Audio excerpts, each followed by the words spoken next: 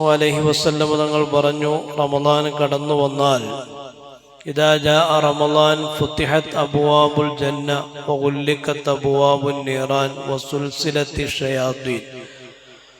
റമളാൻ കടന്നു വന്നാൽ സ്വർഗത്തിൻ്റെ വാതിലുകൾ തുറക്കപ്പെടുകയും നരകത്തിൻ്റെ വാതിലുകൾ ബന്ധിക്കപ്പെടുകയും ശൈത്വാൻ ചങ്ങലക്കിടപ്പെടുകയും ചെയ്യും.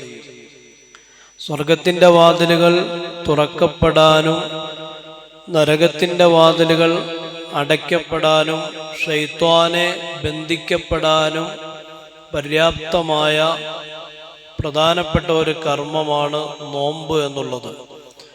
പ്രത്യേകിച്ച് റമളാനിലെ നോമ്പ്.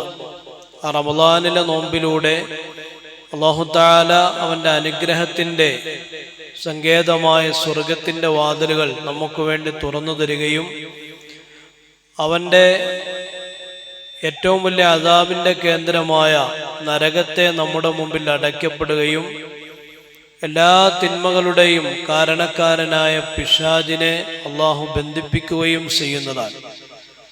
പക്ഷേ നോമ്പിലൂടെ ഈ പറയപ്പെടുന്ന കാര്യങ്ങളൊക്കെ സംഭവിക്കണമെങ്കിൽ ആ നോമ്പിന് പ്രത്യേകമായ ചില ഗുണങ്ങൾ അനിവാര്യമാണ്. വെറുതെയുള്ള നോമ്പിലൂടെ സ്വർഗം തുറക്കുകയോ നരകം അടയ്ക്കപ്പെടുകയോ ശൈത്താനെ ബന്ധിക്കപ്പെടുകയോ ചെയ്യുന്നതല്ല. എങ്ങനെയുള്ള നോമ്പിലൂടെയാണ് ഈ ഒരു മഹത്തായ ലക്ഷ്യം പൂർത്തീകരിക്കപ്പെടുക? ആ നോമ്പിന് പ്രത്യേകമായ ചില ഗുണങ്ങൾ വേണം. അതിൻ്റെ ഒന്നാമത്തെ ഗുണം ഇഖ്ലാസ് എന്നുള്ളതാണ്. ഏതൊരു കർമ്മവും അള്ളാഹുവിൻ്റെ അടുക്കൽ സ്വീകരിക്കപ്പെടണമെങ്കിൽ ഇഖ്ലാസ് അനിവാര്യമാണ്, ഉദ്ദേശശുദ്ധി അനിവാര്യമാണ്. അപ്പോൾ ഈ പറയപ്പെടുന്ന സ്വർഗം തുറക്കാനും നരകം അടയ്ക്കാനും പിശാചിനെ ബന്ധിക്കാനും പര്യാപ്തമായ നോമ്പ് എന്ന് പറയുന്നത് അള്ളാഹുവിന് വേണ്ടി മാത്രം അനുഷ്ഠിക്കുന്ന നോമ്പായിരിക്കണം. അതേസമയം ഏതെങ്കിലും രീതിയിലുള്ള പ്രദർശനമോ പ്രശംസയോ അല്ലെങ്കിൽ ആരോഗ്യപരമായ നേട്ടങ്ങളോ മാത്രം മുന്നിൽ വെച്ചുകൊണ്ട് അനുഷ്ഠിക്കുന്ന നോമ്പിന് ഈ ഒരു ശക്തി ഉണ്ടാവുകയില്ല എന്ന് നാം മനസ്സിലാക്കുക. നബി സല്ലല്ലാഹു അലൈഹി വസല്ലം തങ്ങൾ അള്ളാഹുവിൽ നിന്ന് ഉദ്ധരിക്കുന്ന ഒരു ഹദീസിൽ കാണാം, അസ്സൗമു ലീ, നോമ്പ് എനിക്കുള്ളതാണ്, അന അജ്സീ ബി, ആ നോമ്പിന് പ്രതിഫലം നൽകുന്നത് ഞാനാണ്. അപ്പോൾ നമ്മളൊക്കെ പല ലക്ഷ്യങ്ങൾക്ക് വേണ്ടി നോമ്പ് പിടിക്കുന്നവരാണ്. ചില ആളുകൾ മെലിയാൻ വേണ്ടി നോമ്പ് പിടിക്കുന്നവരുണ്ട്, തടിയുള്ള ആളുകൾ. ചില ആളുകൾ ആരോഗ്യത്തിന് വേണ്ടി നോമ്പ് പിടിക്കുന്നവരുണ്ട്. അവർക്കൊക്കെ ആ നേട്ടങ്ങൾ കിട്ടും. പക്ഷെ അതൊരിക്കലും ഇഖ്ലാസുള്ള നോമ്പായി മാറുകയില്ല. അതുകൊണ്ട് നോമ്പനുഷ്ഠിക്കുമ്പോൾ നമ്മുടെ മനസ്സിലുള്ള പ്രധാനപ്പെട്ട ഒരു നിയ്യത്ത് എന്നുള്ളത് അള്ളാഹുവിന് വേണ്ടി മാത്രമാണ് ഞാൻ ഈ നോമ്പനുഷ്ഠിക്കുന്നത് എന്ന നിയ്യത്തുണ്ടാവണം. ഒന്ന്. രണ്ടാമത്തെ നോമ്പിൻ്റെ ഗുണം എന്നുള്ളത് എല്ലാ രീതിയിലുള്ള പാപങ്ങളിൽ നിന്നും നമ്മെ സംരക്ഷിക്കുന്ന നോമ്പായി മാറണം നമ്മുടെ നോമ്പ്.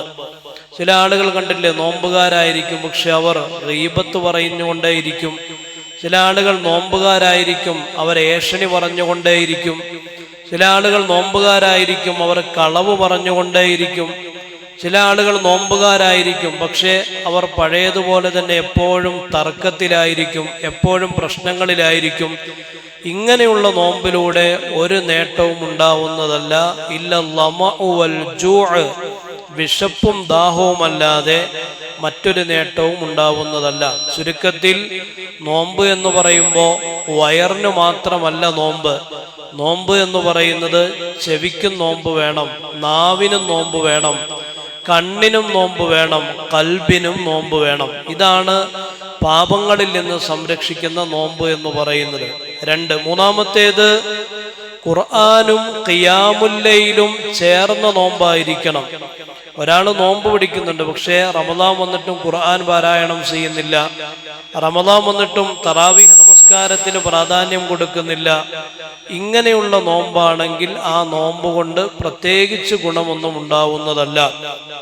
നോമ്പിനോടൊപ്പം മറ്റുള്ള ഇബാദത്തുകൾ, ഖുർആൻ പാരായണം, സ്വദഖ, അതുപോലെ തന്നെ ഖിയാമുൽ ലൈൽ പോലെയുള്ള ഇബാദത്തുകളുമായി ബന്ധപ്പെടുന്ന നോമ്പിനാണ് ഈ പറയപ്പെട്ട ഗുണങ്ങളും നേട്ടങ്ങളും വാഗ്ദാനം ചെയ്യപ്പെട്ടിട്ടുള്ളത്.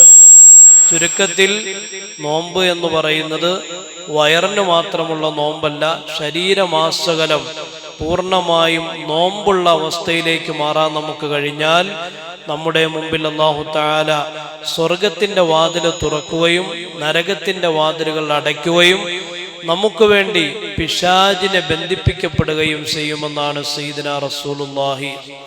അപ്പോൾ നോമ്പിൻ്റെ രണ്ടാമത്തെ ദിവസത്തിലാണ് നാം ഉള്ളത്. നമ്മുടെ നോമ്പ് ഈ പറയപ്പെടുന്ന രീതിയിലേക്ക് മാറ്റിയെടുക്കാൻ നാം പരിശ്രമിക്കേണ്ടതുണ്ട്.